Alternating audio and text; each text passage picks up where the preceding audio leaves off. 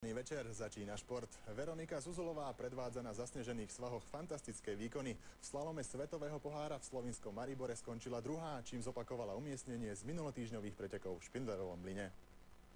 Podmienky v Maribore lyžovaniu veľmi neprijali. Plusové teploty a dážď poznamenali trať, ale slovenská reprezentantka odjazdila opäť dve výborné kolá.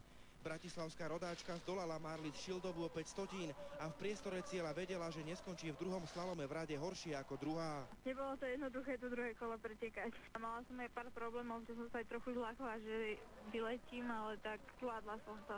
V Čechách Zuzulovú pripravila o premiérový triumf vo svetovom pohári práve Šildová. V Maribore bola lepšia o 46 stotín ďalšia Rakúšanka Nicole Hospová. To víťazstvo mám stále na dosah, takže ja dúfam, že ešte to sa mi podarí. Veronika Zuzulová je v hodnotení disciplíny už tretia.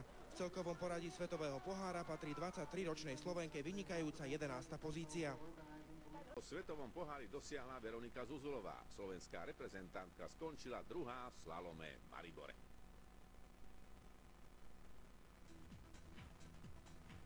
Naša slalomárka sa vpliestila medzi favorizované Rakúšanky Nicole Hospovú a Marlies Šildovú. Na víťaznú Hospovú stratila 46 sekundy. V Maribore vyrovnala svoj najlepší výsledok kariéry, ktorý dosiahla pred týždňom v Špindlerovom Mlyne.